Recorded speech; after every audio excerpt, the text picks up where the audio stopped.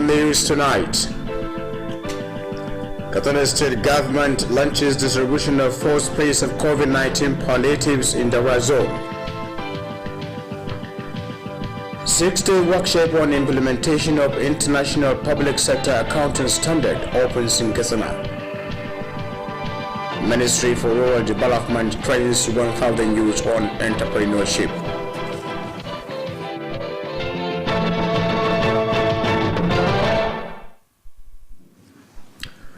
Hello viewers, a very good evening to you and thanks for joining us on News Tonight. I'm Musa Usman. The Speaker of Kttv State House of Assembly, Alhaji Tasu Musa Megari, says the aim of distributing COVID-19 palliatives is to reduce the effect of the pandemic and improve the well-being of people in the state. Alhaji Tasu Musa Megari was speaking during the launching of the distribution of COVID-19 palliatives for the Ras Terror Zone at Zango Local Government Modern Market. Legislative correspondent Lema Gamoko Parbai reports that the distribution was launched at Zango Local Government. The Speaker explained that the third phase of the distribution is meant to alleviate some of the sufferings being experienced as a result of lockdown resulted from the emergence of coronavirus. Alhaji Tasu Musa Megari said the items will be distributed to all the political wards of the zone for subsequent presentation at polling units. He said the APC-led administration is committed in executing a series of empowerment programs, citing the monthly conditional cash transfer as one of the programs. The Speaker disclosed that the state government in its 2021 budgetary provision has proposed various capital projects for the overall benefit of the electorate. Alhaji Tasu Musa Megari expressed the readiness of the legislative arm to continue the existing cordial relationship with the executive arm for more development in the state. He warned members of the committees at all levels against betraying the confidence reposed in them during the distribution of the palliative. In a remark, the Zonal APC Chairman Alhaji Usman Osi, who is also a member of the distribution committee, thanked the federal and state government for initiating various policies and programs aimed at improving the lives of the electorate. About 12,000 10 kilograms of rice and 10,000 bags of maize flour were allocated for the 12 local governments of the Ra zone. Similarly, over 23,000 cartons of instant noodle, 11,000 cartons of noodle, as well as sugar and salt were distributed. From Kttv State House of Assembly, Suleiman Gambako Parbai reporting.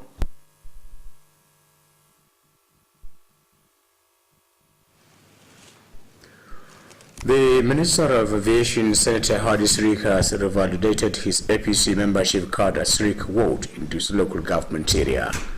Senator Hadi Sirika was accompanied by Commissioner of Information Haji Abdul Karim Yahya Sirika, Northwest Vice Chairman of APC, and the Horizon Vice Chairman, among other parties' faithfuls.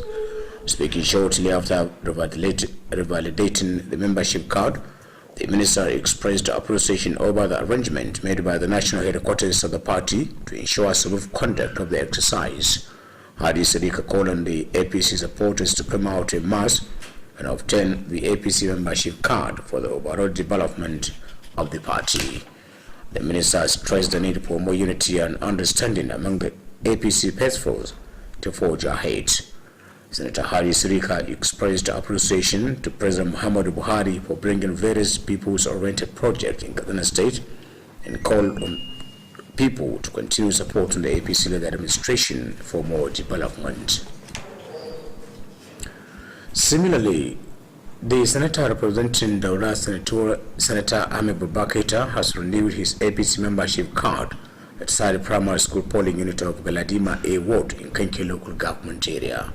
Senator Ahmed Babaketa was accompanied by party leaders, stalwarts, supporters, as well as friends and well-wishers. Details of the report we brought to you from our studio.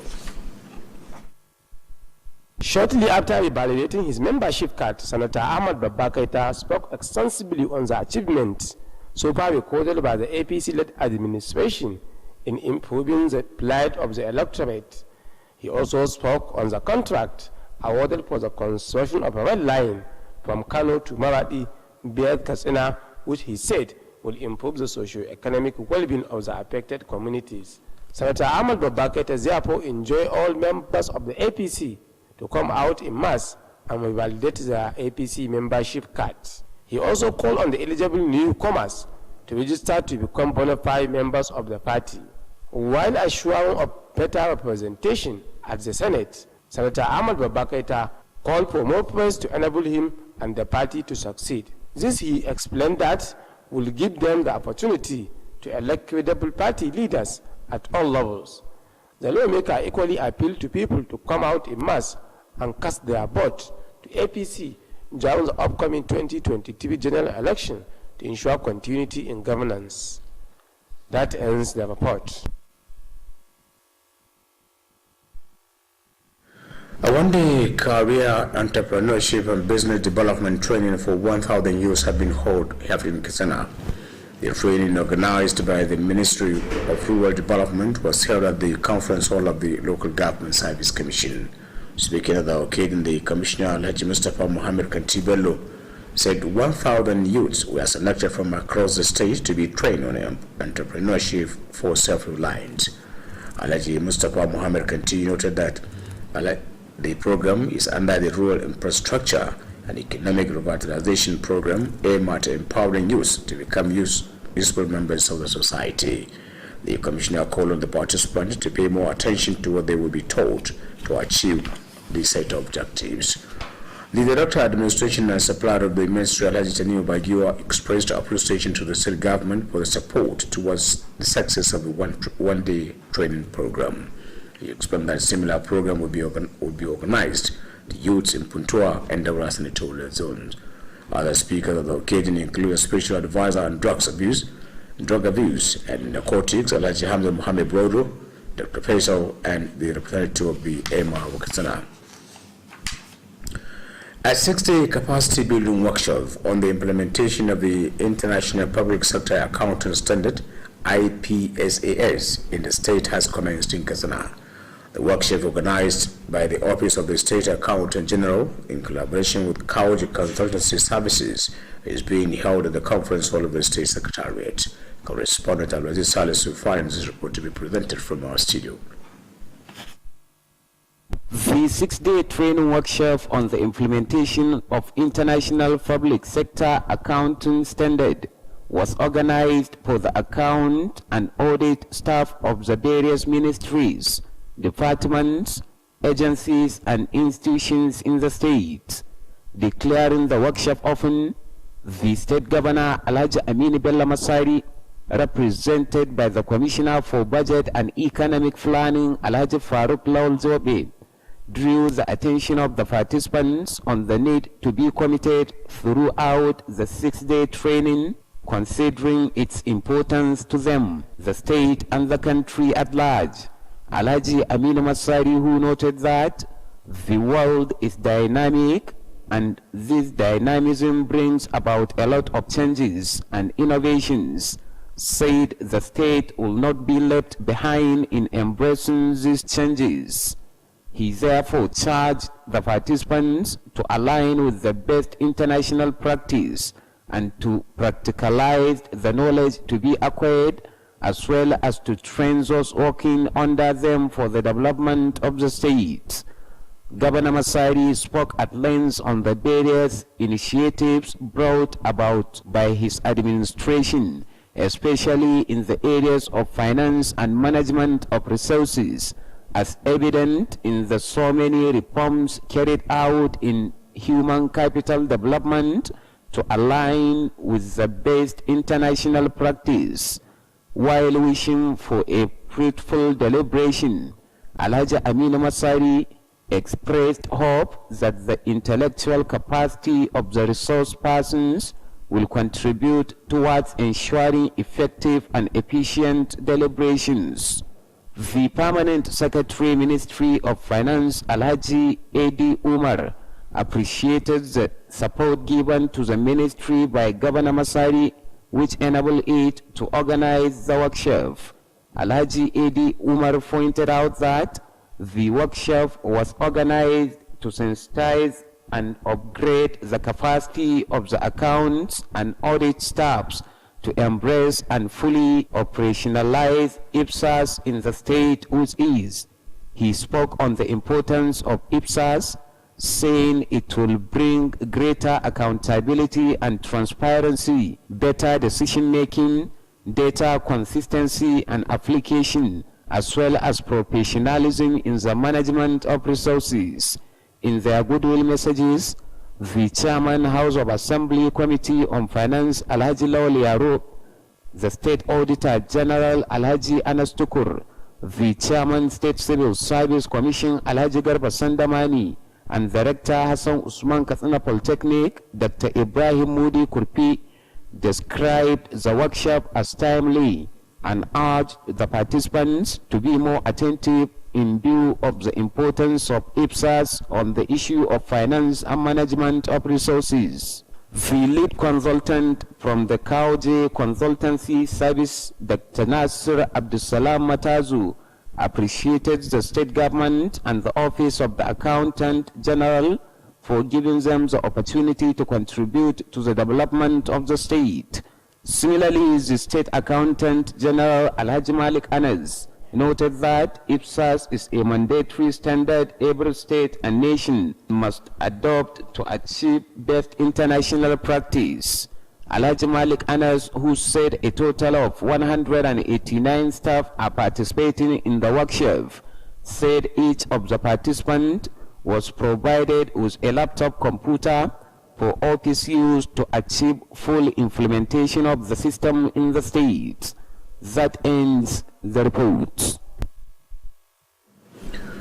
The Commissioner of Water Resources, Alhaji Musa Adamu Funtua, has inspected the newly procured MT 2100 kVA standby generator for Ajio Water Treatment Plant. The MT 2100 kVA standby generator was purchased as part of the Masarud administration's effort to improve the supply of water to the state capital and its environs. Alhaji Musa Adamu, in company of the Permanent Secretary, the Managing Director, Kaduna State Water Board, and other staff of the ministry, was conducted around the plant by the resident engineer Ado Usman Guga, who briefed him on the capacity of the generator.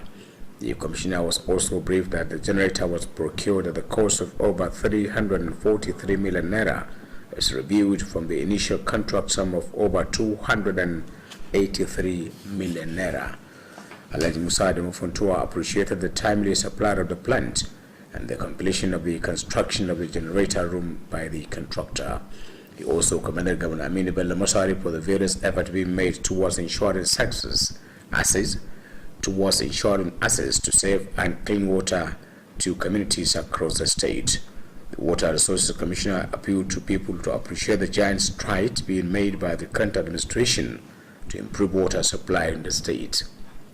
While shedding light on the newly procured standby generator, the Managing Director of the State Water Board, Alhaji Ibrahim Rasuki Abubakar, explained that upon its installation, it will assist greatly in ensuring effective and efficient pumping of water at the Ajua treatment plant. Meanwhile, the Commissioner and his entourage were also at the automated weather station to ascertain the amount of water at the dam. Alhaji Musa Adamu Funtua, who was also at the dam at the same site, where he assured that the government will expand the dam to contain more water. The Emir of Katsina, Alhaji Adumune Kabir Usman, has appreciated the role being played by Katsina State Board of Internal Revenue towards the development of the state. Alhaji Adumune Kabir Usman stated this when he received the officials of the board on a courtesy visit at his palace. Correspondent Muhammad Raibu Gapai was there for Kttv News.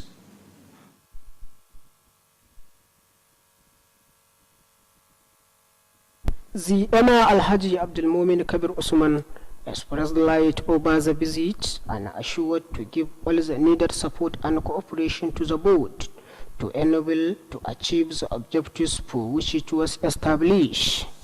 Alhaji Abdul Mumin Kabir Usman acknowledged the level of commitment of the official and staff of the board and call on them to maintain the tempo for the development of the state.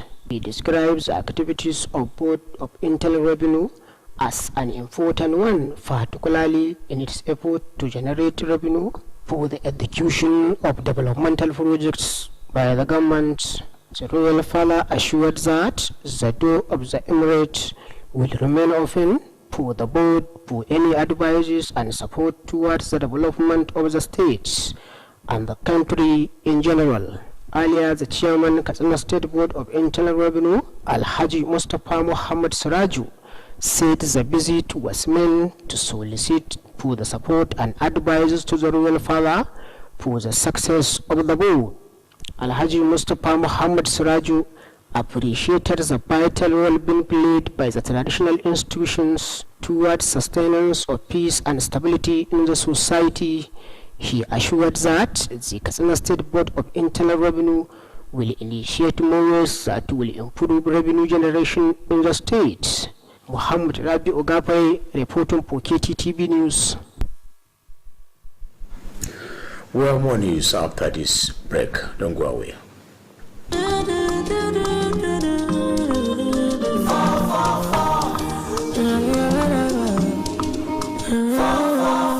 You fit to do anything with the number. Everything is in no long thing with 444. No, let's enter your very plating numbers. I beg you, daddy number 444. Or any malo 4. Or just a low 444. Money ma 4. My logo. Control code in your hand. 444. Is a metaphor. You can charge for attention. You can subscribe for the time. Anywhere you go, whatever you do, you can use the number.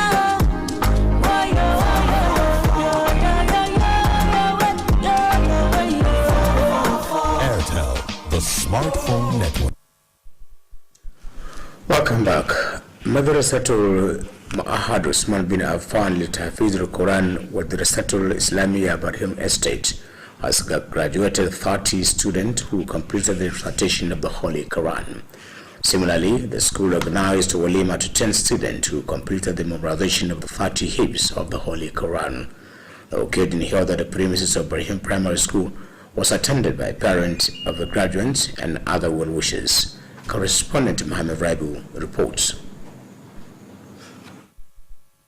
Speaking at the occasion, the Secretary to the Government of the State, Alhaji Mustafa Muhammad Inwa, represented by the Permanent Secretary Special Services, Alhaji Suleiman Yakub Safana, congratulated the graduates for the successful completion of the recitation of the Holy Quran, called on other students to emulate.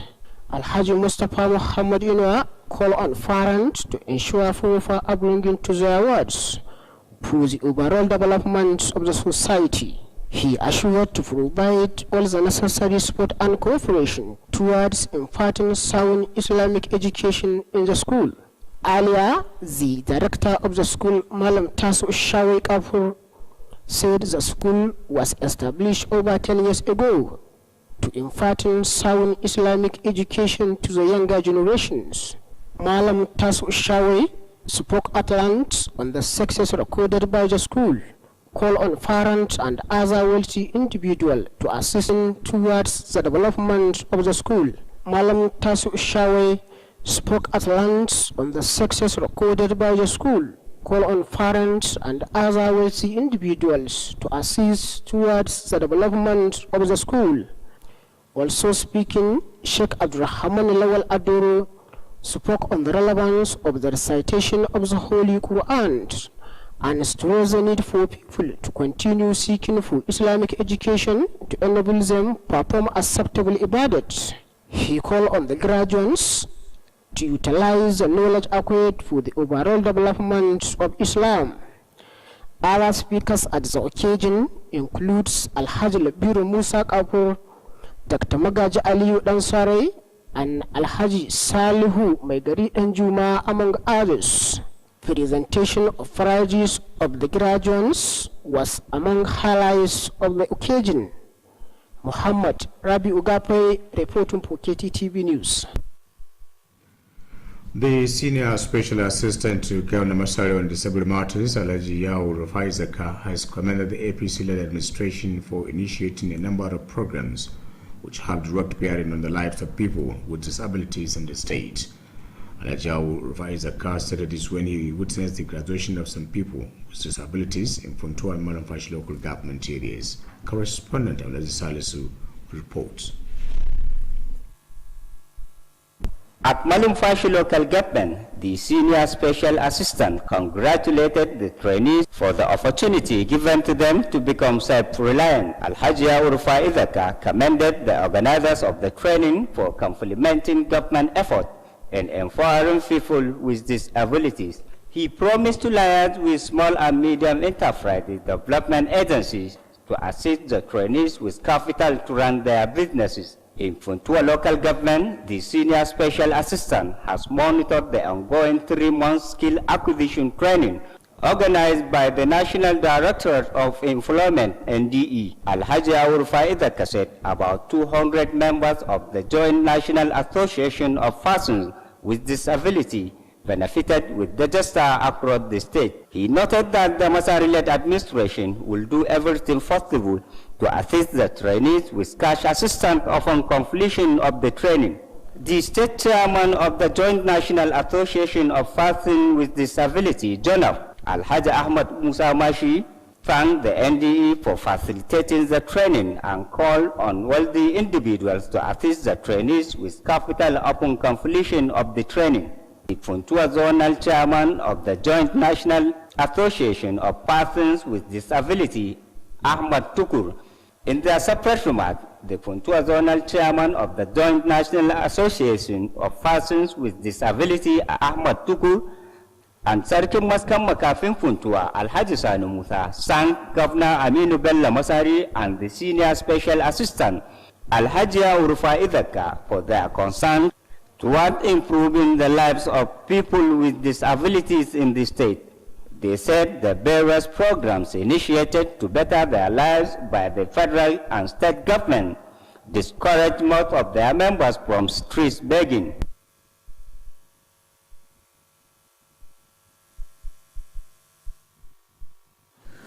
The Cabinet chapter of the National Youth Council of Nigeria has commenced the screening of voluntary youth organizations who will participate in the forthcoming local government election of the association.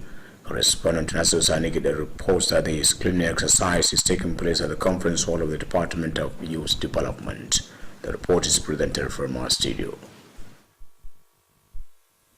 Monitoring the exercise, the state chairman of the National Youth Council of Nigeria, Comrade Shamsuddin Ibrahim Shamo, explained that the screening of the youth organizations was meant to ascertain the actual number of the youth organizations so far registered with the State Council.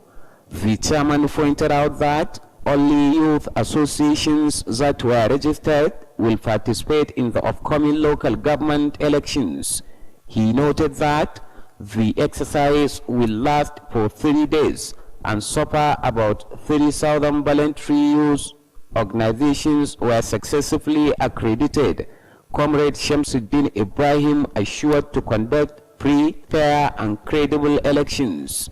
In a remark, the legal advisor of the State Youth Council of Nigeria, Barrister Suleiman Kathnan, stated that each local government must have a minimum of 50 validated youth associations before participating in the election.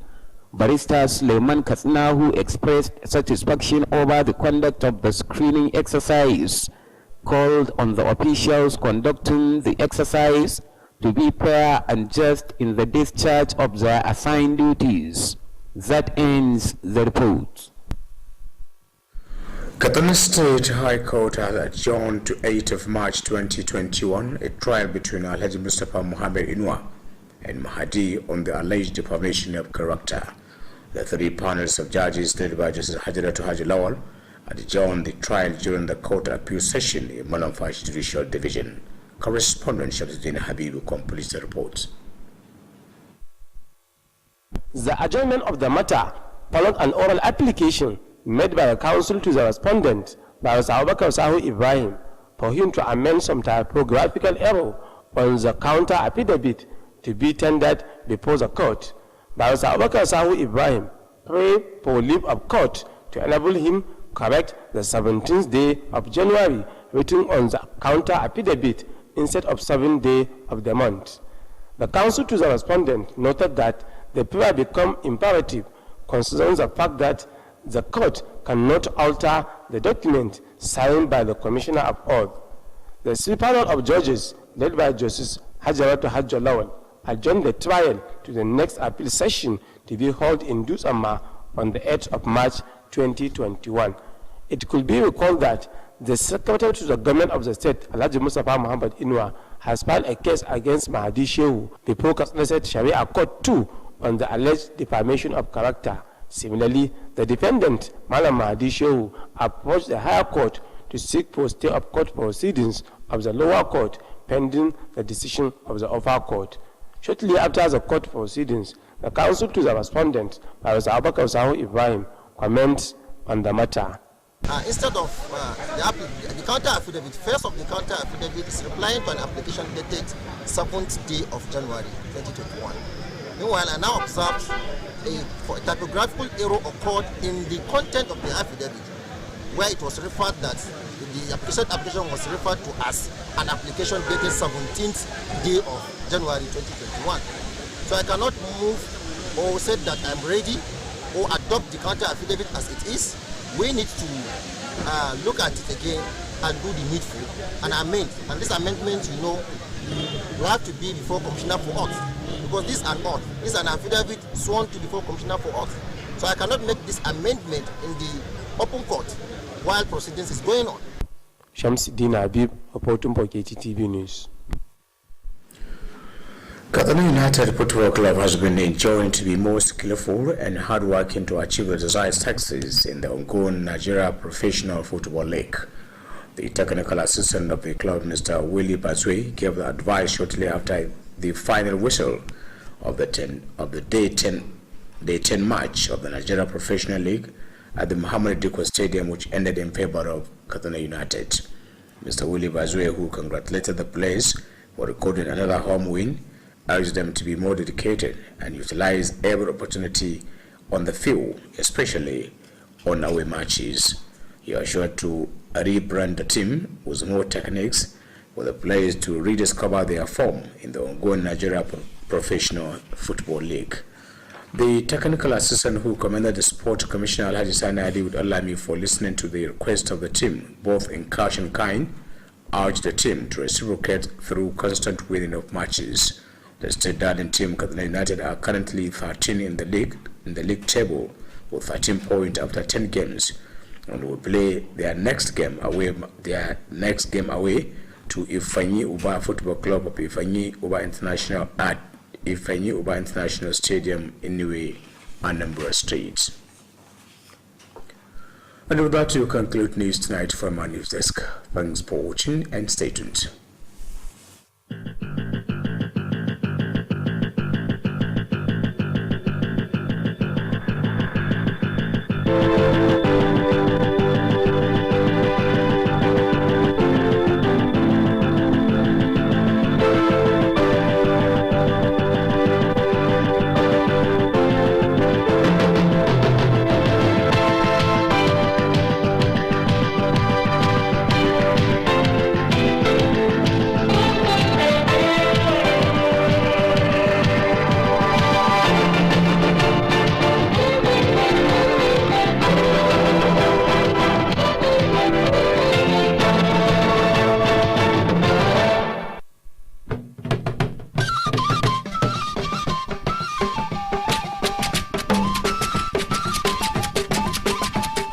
Ƙungiyar 'yan kasuwa ta jihar Katsina wato Katsina Traders Association na farin cikin gayyatar 'yan kasuwa, sauran jama'a da dukkan masu ruwa da tsaki a harkar kasuwanci zuwa wurin bikin kaddamar da zababbun shugabannin ƙungiyar na ƙananan hukumi 34 da ke faɗin jihar nan, wanda mai girma gwamnan jihar Katsina Right Honorable Aminu Bello Masari Dallatin Katsina Matuwallan Hausa zai kaddamar, tare da ba da lambobin yabo don karrama ga wasu fitattun 'yan kasuwa domin ƙara masu ƙwarin gwiwa akan ayyukan ci gaban al'umma da suke aiwatarwa a jihar Katsina da ma ƙasa baki ɗaya.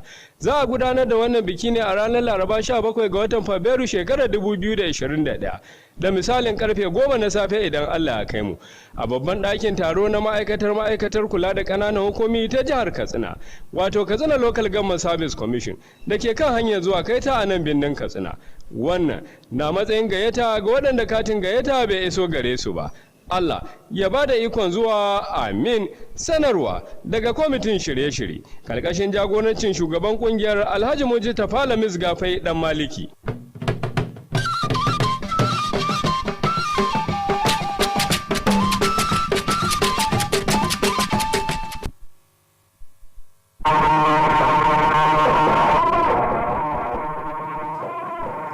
A labaran namu na daren yau, gwamnatin jihar Katsina ta kaddamar da rabon kayan tallafin COVID-19 kashi na 4. An buɗe taron ƙara ma juna sani na kwana 6 akan yadda za a tafiyar da kudaden al'umma na zamani. Hukumar ci gaban karkara ta koya wa matasa 1,000 ƙananan sana'o'i.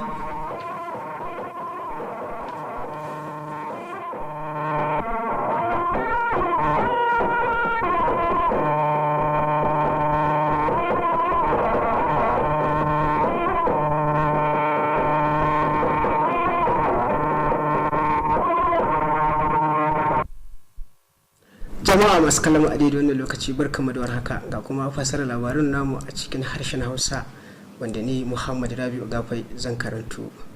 Shugaban majalisar dokoki ta jihar nan Alhaji Tasu Musa Mai Gari ya bayyana rabban kayan rage raɗaɗin cutar COVID-19 na da nufin tallafawa rayuwar al'ummar jihar nan. Alhaji Tasu Musa Mai Gari ya bayyana haka a lokacin kaddamar da rabban kayan abincin a shiyar Daura. Wakilinmu na majalisar dokoki Suleiman Gamba Kofar Bai ya ba mu rahoton cewa an kaddamar da rabban kayan a karamar hukumar Zango ga kuma rahoton da ya hada mana. Shugaban majalisar ya bayyana cewa kashi na 3 na rarraba tallafin coronar yana da manufar rage wani halin matsi da al'umma suke fuskanta a sanadiyar dokar zama gida da aka yi ta la'akari da bullar cutar corona. Alhaji Tasu Musa Mai Gari ya ce kayayyakin za a rarraba su ne ga dukkanin mazaɓu na shiyar Daura domin rarraba su a rumfunan zaɓe. Ya ce shugabancin jam'iyyar APC ya dukufa wajen aiwatar da jerin aikace-aikace na inganta tattalin arzikin al'umma, inda ya bayar da misali da bayar da tallafin kuɗi ga masu ƙaramin ƙarfi a matsayin ɗaya daga cikin shirye-shiryen da ake gudanarwa a kowane wata.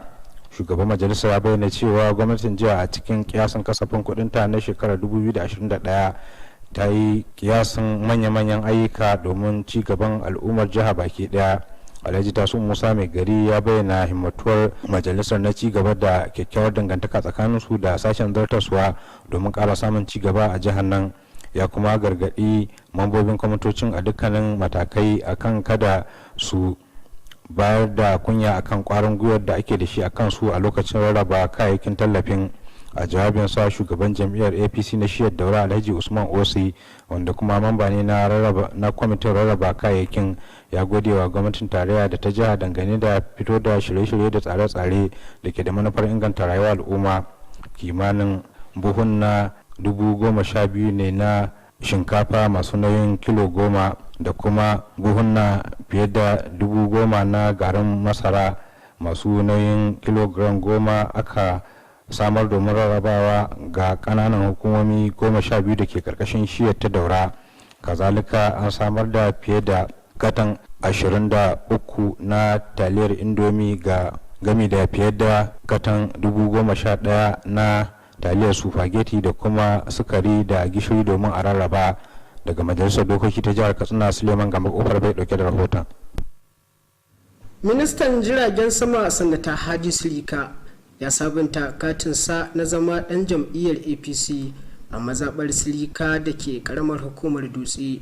Sanata Hadi Silika ya samu rakiyar kwamishinan sadarwa Karim Yahaya Silika da sauran masu ruwa da tsaki na jam'iyyar APC a yankin. Jim kaɗan bayan kammala sabunta rajistar, minista Hadi Silika ya bayyana jin daɗinsa a kan tsare-tsaren da uwar ofishin jam'iyyar ta yi domin samun nasarar shirin. Hadi Silika ya yi kira ga magoya bayan jam'iyyar da su fito kwansu da kwalkwatar su domin yin rajistar, wanda kuma shine zai ba jam'iyyar ci gaban da gudanar da mulkinta a faɗin ƙasar nan. Minista Hadis Lika ya kuma yi kiran karin haɗin kai ga magoya bayan jam'iyyar domin ci gaba. Sanatan ya kuma bayyana jin daɗin sa akan ayyukan ci gaba da gwamnatin Buhari ke yi. Ya yi kiran karin haɗin kai da addu'o'i domin ci gaba. Sanata mai wakiltar shiyar Daura Alhaji Ahmad Babba Kaita ya sabunta katinsa na shaidar zama ɗan jam'iyyar APC.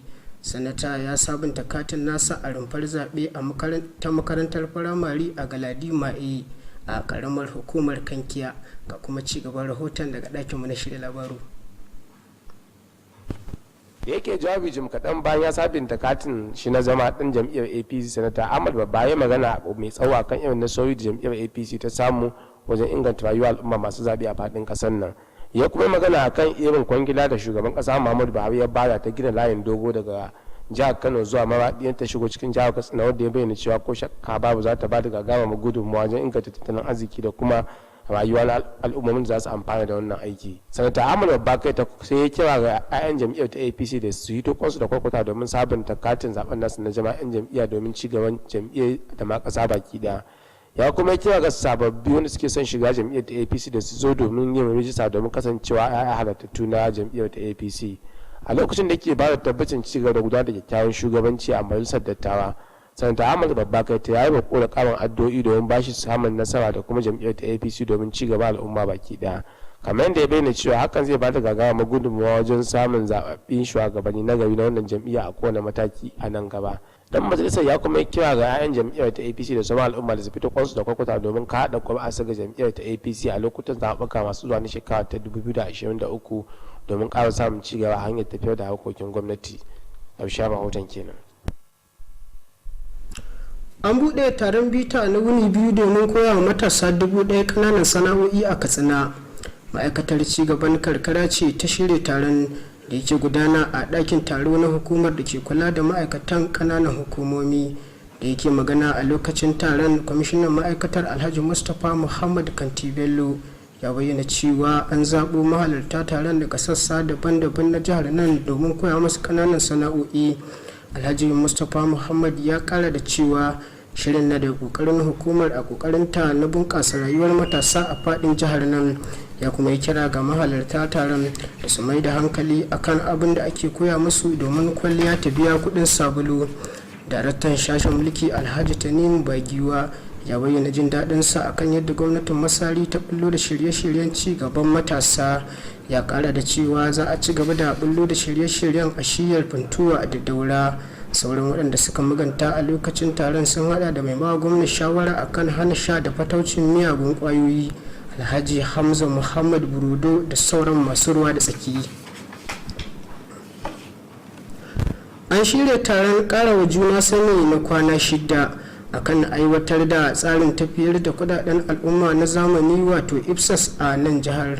Taron wanda ofishin babban akanta janar na jihar nan haɗin gwiwa da kamfanin Kajawo Consultancy na gudana a ɗakin taro na sakatariyar nan. Wakilinmu Abdulaziz Salisu ya haɗa mana wannan rahoto da za ku gani daga ɗakinmu na shirya labaru.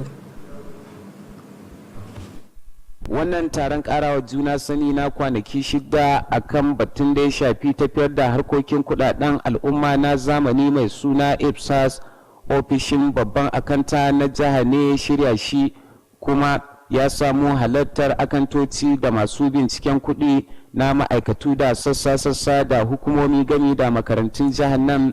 Da yake buɗe taron karawa juna sanin gwamnan jiha Alhaji Aminu Bello Masari, wanda kwamishinan kasafin kuɗi da bunƙasa tattalin arziki Alhaji Faruk Lawal Jobe ya wakilta, ya ja hankalin mahalartan akan buƙatar da ke akwai na su kasance sun yi azama ta fuskar kula da abubuwan da za a koya masu a tsawon kwanakin 6 ta la'akari da muhimmancin ilimin da za a koyar da su ga ci gaban jihar nan da kuma ƙasa baki ɗaya.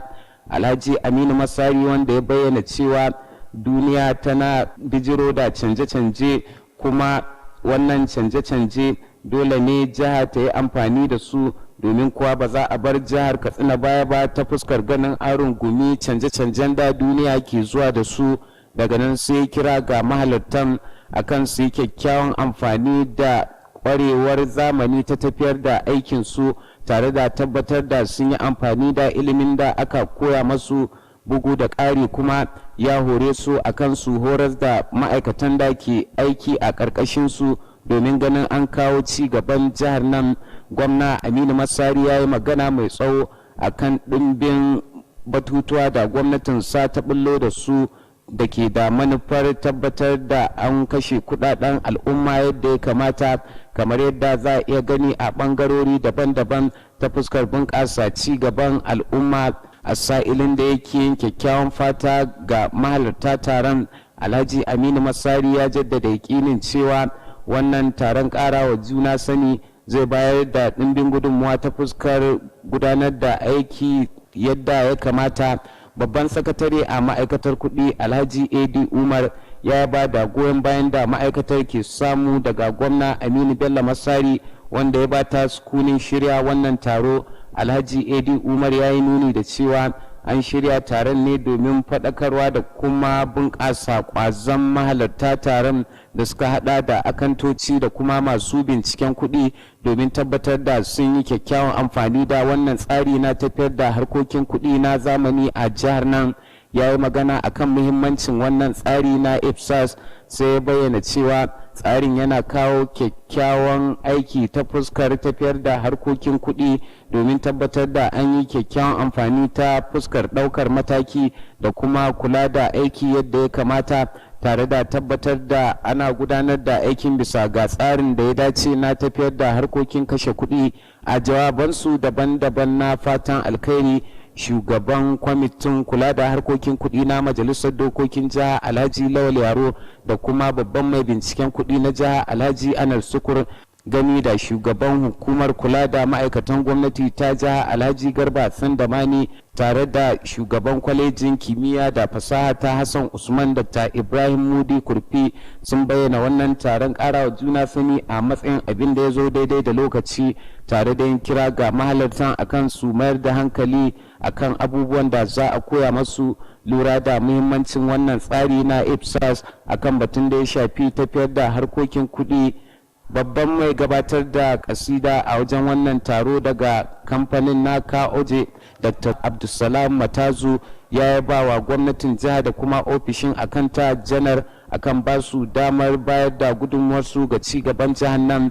Haka zalika babban akanta na jiha Alhaji Malik Anas ya bayyana cewa wannan tsari na IPSAS tsari ne da ya zama wajibi a yi amfani da shi a matakin jihohi da kuma ƙasa baki ɗaya domin tabbatar da ana kyakkyawan amfani da tsarin ta fuskar tafiyar da harkokin kuɗi wanda a halin yanzu shine duniya ke amfani da shi.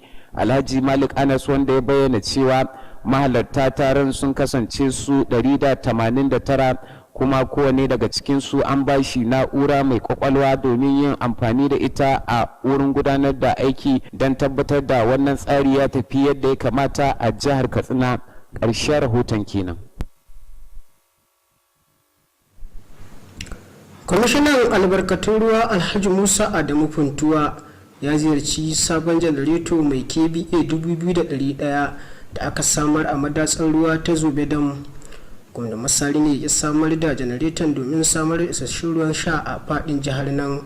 Alhaji Musa Adamu Funtuwa ya bayyana cewa manajin daraktan da hukumar samar da hukumar kwamishinan ya bayyana cewa an samar da janareton a kan kudi da suka kai darajar naira biliyan 343. Alhaji Musa Adamu Funtuwa ya bayyana jin daɗinsa a kan samar da janareton cikin lokaci da kuma gina gurin ajiye janareton, ya kuma yaba ma gwamnan Masari akan kokarinsa na samar da ingantaccen ruwan sha a fadin jihar nan. Kwamishinan albarkacin ruwan ya kuma yi kira ga al'umma da su zama masu goyon baya da haɗin kai ga gwamnatin Masari domin ci gaba. A wani labarin kuma kwamishinan albarkacin ruwan ya ziyarci na'urar da take nuna samar da ruwa. Alhaji Musa Adamu Funtuwa ya kuma sha alwashin gwamnatin Masari za ta ci gaba da bullo da shirye-shirye domin samar da ingantaccen ruwan sha a faɗin jihar nan. Mai martaba sarkin Katsina Alhaji Abdulmumin Kabir Usman ya yaba da gudunmuwar da hukumar tattara kudaden haraji take badawa wajen ci gaban jihar nan. Alhaji Abdulmumin Kabir Usman ya bayyana haka a lokacin da ya karbi shugabannin hukumar tattara kudaden haraji ta jihar nan a wata ziyara da suka kai masa. Wakilin na Kttv na dauke da ci gaban rahoton. Mai martaba sarkin Katsina Alhaji Abdulmumin Kabir Usman ya bayyana jin daɗinsa a kan ziyarar, ya kuma sha alwashin ba da dukkanin goyon baya da haɗin kai ga hukumar tattara kudaden haraji domin cimma ƙudurin da ta sa a gaba. Alhaji Abdulmumin Kabir Usman ya kuma yaba da shugabancin shugabannin hukumar game da ma'aikatan hukumar, ya kuma yi kira gare su da su ɗore da haka domin ci gaban jihar nan. Ya kuma bayyana muhimmancin aikace-aikacen hukumar ta tattara kudaden haraji akan kokarinta na tattara kudaden haraji domin billo da muhimman ayyuka daga gwamnatin nan. Mai martaba ya kuma bayyana kofa a buɗe take ga hukumar akan dukkanin neman shawara ko taimako domin ciyar da jihar nan a gaba da ma ƙasa baki ɗaya. Tun da farko shugaban hukumar tattara kudaden haraji na jihar nan Alhaji Mustapha Muhammad Siraju ya bayyana ziyarar na da nufin neman goyon baya da haɗin kai ga mai martaba domin cimma ƙudurorin hukumar. Alhaji Mustapha Muhammad Siraju ya kuma yaba da gudunmawar da masu rike da masarautun gargajiya ke badawa wajen tabbatar da wanzajen zaman lafiya a cikin al'umma. Ya kuma sha alwashin hukumar za ta bullo da muhimman hanyoyi domin samun damar tattara kudaden haraji a faɗin jihar nan. Ƙarshen rahoton kenan. Muhammad Rabi'u Gafai. Madarasatul Ma'ahad Usman bin Affan Littafizul Qur'an wa Darasatul Islamiyya Ibrahim Estate ta yi ɗalibai 30 da suka kammala saukar Alƙur'ani mai girma. Haka zalika makarantar ta shirya walima ga ɗalibai 10 da suka haddace izihi 30 na Alƙur'anin mai girma. Taron ya gudana a farfajiyar makarantar firamare ta Ibrahim, ya samu halartar iyaye da sauran masu fatan alkhairi. Ga kuma ci gaban rahoton. Da yake magana a lokacin taron, sakataren gwamnatin jihar Katsina Alhaji Mustapha Muhammad Inuwa, wanda ya samu wakilcin sakataren ayyuka na musamman Alhaji Suleiman Yakubu Safana, ya taya ɗaliban da suka samu nasarar sauke Alƙur'anin mai girma murna, ya kuma yi kira ga sauran ɗalibai da su yi koyi. Alhaji Mustapha Muhammad Inuwa ya kuma yi kira ga iyaye da su tabbatar sun ba wa 'ya'yansu kyakkyawar tarbiyya domin ci gaban al'umma baki ɗaya. Kuma sha alwashin bayar da dukkanin goyon baya da haɗin kai domin ci gaban ilimin addinin Islama a makarantar. Tun da farko shugaban makarantar Malam Tasu Shawai Kafur ya bayyana an kafa makarantar sama da shekaru 10 da suka gabata domin samar da ilimin addinin Islama ga yara masu tasowa. Malam Tasu Shawai ya maganta akan nasarorin da makarantar ta samu, ya kuma yi kira ga iyaye da sauran masu hannu da shuni da su taimaka wajen ci gaban makarantar. Ya kuma yaba da ƙoƙarin malaman makarantar wajen koyar da ɗaliban. Malam Tasu'u ya kuma yi kira gare su da su ɗore da hakan. Shi ma a nasa jawabin Shak Abdulrahman Lawal Adoro ya yi magana mai tsawo akan muhimmancin karatun na Alƙur'ani mai girma. Ya kuma yi kira ga al'umma da su ci gaba da neman ilimin addinin Islama domin samun karɓaɓɓiyar ibada. Ya kuma yi kira ga ɗaliban da su zama masu kyakkyawan amfani da ilimin da suka samu domin ci gaban addinin Islama. Sauran waɗanda suka maganta a lokacin taron sun hada da Alhaji Labiru Musa Kafur, Dr. Magaji Aliyu Dan Sarai da Salihu Mai Gari Dan Juma da sauransu. Bayar da kyaututtuka ga ɗaliban da suka kammala saukar ta Alƙur'ani mai girma na ɗaya daga cikin abin da ya wakana a lokacin taron. Ƙarshen rahoton kenan. Muhammad Rabi'u Gafai. Babban mai taimaka ma gwamnan jihar nan akan harkokin masu bukata ta musamman Alhaji Ya'u Rufa Izaka ya yaba da shirye-shiryen da gwamnatin Masari ke bullowa na bunƙasa rayuwar masu bukata ta musamman da ke faɗin jihar nan. Alhaji Ya'u Rufa Izaka ya bayyana haka a lokacin bikin yaye ɗalibai masu bukata ta musamman da aka koya wa sana'o'i a ƙananan hukumomin Funtuwa da Malumfashi. Wakilinmu Abdulaziz Salisu B na ɗauke da cigaban rahoton. A ƙaramar hukumar Malumfashi, mai taimaka ma gwamnan jihar Katsina na musamman akan harkokin masu bukata ta musamman, Alhaji ya Rufa'i Zakka ya taya waɗanda suka ƙara samun horon murnar samun damar da za su dogara da kansu. Alhaji ya Rufa'i Zakka ya yi jinjina ga waɗanda suka shirya ba da horon don marawa ƙoƙarin gwamnati baya wajen samar da ayyukan yi ga masu buƙata ta musamman. Sannan ya sha alwashin tuntuɓar hukumar bunƙasa ƙanana da matsakaitan sana'o'i wato SUMEDAN a turance, domin samar wa ɗaliban da tallafin da za su bunƙasa sana'o'in da suka koya. A sa'ilin da mai taimaka ma gwamna a kan lamuran masu bukata ta musamman ya isa ƙaramar hukumar Funtuwa, ya duba yadda ba da horo na wata 3 wanda hukumar samar da ayyukan yi ta ƙasa wato NDE ta shirya ga masu bukatar ta musamman. Alhaji ya Rufa'i Zakka ya ce aƙalla masu bukata ta musamman guda 200 ke amfana da shirin a faɗin jihar nan. Ya ƙara da cewa gwamnatin jiha na iya ƙoƙarinta domin ganin an sama musu tallafin kuɗi da za su bunƙasa sana'o'in da suka koya bayan kammala samun horon. Shugaban gamayyar ƙungiyar masu buƙata ta musamman ta ƙasa reshen jihar Katsina wato JONOF a turance, Alhaji Ahmad Musa Mashi, ya gode wa hukumar NDE bisa ga shirya ba da horon, sannan ya yi kira ga masu hannu da shuni da su taimaka ma ɗaliban da kayan aikin abubuwan da suka koya domin ba su damar dogara da kansu. A jawabansu daban-daban, shugaban shiyar Funtuwa na gamayyar ƙungiyar masu bukata ta musamman, Alhaji Ahmad Tukur, da kuma sarkin maskan makafin Katsina, Alhaji Sani Musa, sun yi godiya ga gwamna Aminu Bello Masari da kuma mai taimaka ma gwamna na musamman akan masu bukata ta musamman, Alhaji ya Rufa'i Zakka, bisa ga ƙoƙarinsu wajen ganin rayuwar masu buƙatar ta musamman ta inganta a faɗin jihar nan. Sun bayyana cewa gwamnati a ƙarƙashin jagorancin shugaban ƙasa Muhammadu Buhari da kuma gwamna Aminu Bello Masari sun gudanar da muhimman ayyuka waɗanda suka sauya rayuwarsu, wanda yanzu haka da dama daga cikinsu sun daina barace-barace a kan tituna. Ƙarshen rahoton kenan, Abdulaziz Salisu. Zauren majalisar matasa ta ƙasa reshen jihar Katsina ta fara tantance ƙungiyoyin da za su kaɗa ƙuri'unsu a zaben shugabannin ƙananan hukumomin mai zuwa.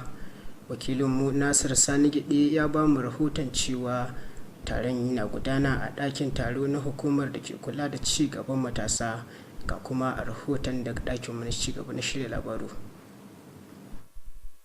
Da yake duba yadda ake gudanar da shirin tantance kungiyoyin, shugaban kungiyar matasan ta ƙasa reshen jihar Katsina Comrade Shamsuddin Ibrahim Shamo ya bayyana cewa ana gudanar da shirin ne domin gano iya yawan kungiyoyin da za su shiga a cikin wannan zaɓe kuma suka yi rajista da kungiyar. Shugaban kungiyar ya yi nuni da cewa kungiyoyin da suka yi rajista kaɗai ne za su shiga a cikin wannan zaɓe na ƙananan hukumomi, sai ya ce za a gudanar da wannan shiri na tantancewa ne a tsawon kwanaki 3, kuma a halin da ake ciki kusan kungiyoyi 3,000 ne suka yi rajista da wannan kungiya. Comrade Shamsuddin Ibrahim ya sha alwashin cewa za su gudanar da sahihin zaɓe na ƙananan hukumomin. A nasa jawabin, mai ba da shawara akan harkokin shari'a na kungiyar barista Suleiman Katsina ya bayyana cewa kowace daga cikin ƙananan hukumomin dole ne ya kasance tana da ƙungiyoyi da yawan su ya kai 50 domin ba ta damar shiga a cikin wannan zaɓe. Barista Suleiman Katsina, wanda ya bayyana gamsuwa akan yadda ake gudanar da shirin tantance ƙungiyoyin, ya yi kira ga jami'an da ke gudanar da tantancewar akan su kasance masu gaskiya da adalci wajen gudanar da ayyukansu. Ƙarshen rahoton kenan. Babbar kotun Katsina ta ɗage sauraron karar Alhaji Mustapha Muhammad Inuwa ya shigar da Mahadi Shehu akan ɓata masa suna a ranar 8 ga watan Maris ɗin wannan shekara da muke ciki. Kotun mai alkalai 3 a ƙarƙashin jagorancin mai shari'a Hajaratu Hajja Lawal da ke sauraron karar a lokacin zamanta a malumfashi. Wakilinmu Shamsuddin Habib na ɗauke da cigaban rahoton. daga wannan shari'a ya biyo yawan bukatun da lauyan mai gabatar da kara ya barista Abubakar Sahu Ibrahim akan bukatar shi ne ya gyara wasu kurakurai da ya a cikin wata takarda da ya gabatar ma wannan kotu. ba su abakar samu ibrahim ya bayyana cewa wannan kira gaban kotun da ya zama wajibi domin ba shi dama ya gyara kwana wata da ya sanya maimakon 7 ga wata ya sanya 17 ga wata a gaban wata takarda da zai gabatar ma wannan kotu. Kamar yadda lauyan ya bayyana cewa wannan bukata hakan ta zama wajibi ta la'akari da cewa kotun ba za ta iya yin wannan gyara a cikin wannan kotu ba, akwai bukatar da ke akwai na akai wannan a gaban kwamishinan shine ya sanya hannu akan wannan takarda. Alƙalan wannan kotun guda uku ƙarƙashin jagorancin mai shari'a Hajjar ta daga su a wannan ƙara zuwa ranar 8 ga watan Mayu na shekara ta 2021 wanda za a gudanar a gaban Dutsen ma domin ci gaba da sauraron wannan shari'a. Idan za a tunawa dai sakataren gwamnatin jihar Katsina Alhaji Mustapha Muhammad ya kai ƙarar wani malam Mahadi Shehu a gaban kotun shari'a musulunci ta biyu da ke anan Katsina kan ƙara da yake da shi akan zargin da yake yana ɓata masa suna. A bangare da kuma wanda ake zargin malam Mahadi Shehu ya gabatar da irin wannan ƙara gaban babbar kotu domin neman kotun da dakatar da wancan kotu akan ci gaba da gudanar da harkokin shari'a, ta buƙaci yanke hukunci akan wannan shari'a da ya shigar. Jim kaɗan bayan kammala wannan zaman kotun albarasa Abubakar Sahu Ibrahim ya maganta akan zaman kotun. Namu takardun a mun shigar da su ne muna kalubalantar waccan takarda ta roƙo da ya shigar. Takardar roƙonsa kuwa tana da kwanan wata 7 ne ga watan Januwari 2021, ma'ana wannan shekara ta 2021. To a mu takardar tana kalubalantar wannan a fuskar takardar mu mun sa cewa wannan takarda tana kalubalantar wancan roƙo nasu na ranar 7 ga wata, amma a cikin takardar tamu takardar rantsuwa ita da kira affidavit kenan, counter affidavit, sai a cikin kuskure wurin typing din maimakon a sa 7 sai a ƙara 1 sai zama na 17. Ma'ana muna kalubalantar takardar da aka shigar 17 ga watan 1, kuma kaga ai babu ita wadda aka shigar 7 ce ga watan 1. Kuma Allah ya sani na duba takardar kware da gaske, na karanta sosai, Allah bai sa na ga wannan ba, kuma na ba wasu lauyoyin ma sun karanta sun duba, duka babu wanda hankalin shi kai kan wannan. Amma cikin ikon Allah yanzu muna kotu muna zaune kafin su alƙalan su shigo, na ƙara bi takardar ina ƙara dubawa sai naga wannan 17 ga wata, sai naga an yi kuskure wurin ƙara 1 lokacin da aka zo ana typing din wannan takarda, maimakon 7 sai ya zama 17. To kuma wannan takarda ana rantsar da ita ne a gaban kwamishinan rantsuwa na wato commissioner for oath. Da haka ba zai iya yiwuwa a cikin kotu yanzu in ce a cire ɗayan nan a watsi da shi a amfani da 7 ba, ma ku 17 ta mai da shi 7 ba. To dole sai mun koma gaban wannan kwamishina, wato ya yi ainihin mun sake wannan takardar rantsuwa a gaban shi. Duk abin da za a yi da ya danganci takardar rantsuwa cikin takardar rantsuwa to ya zama wajibi a yi a gaban kwamishina ne na rantsuwa. Karshe rahoton kenan Shamsuddin Habib. An yi kira ga 'yan kungiyar kwallon kafa ta Katsina United da su ƙara ƙaimi domin ganin kungiyar ta samu nasara a gasar cin kofin Premier ta ƙasar nan. Mai horar da 'yan wasan kungiyar Mr. Willy ya yi wannan kira jim kaɗan bayan kammala wasan da suka buga da karo na 10 na cin kofin gasar ta Premier ta ƙasa da wanda suka buga da kungiyar ƙwallon kafa ta Jigawa Golden Stars, inda aka tashi ci 1-0 a filin wasa na Muhammadu Duku. Mr. Willy wanda ya taya 'yan wasan murna akan nasarar da kuma suka samu, ya kuma yaba da kwamishinan wasanni Alhaji Sani Aliyu Dallami akan sauraron korafe-korafen su ta fuskar kuɗi da sauransu. Ya yi kira ga 'yan wasan akan su ƙara jajircewa ta fuskar wasannin. Ƙungiyar ƙwallon ƙafa ta Katsina United dai a halin yanzu na mataki na 3 a teburin gasar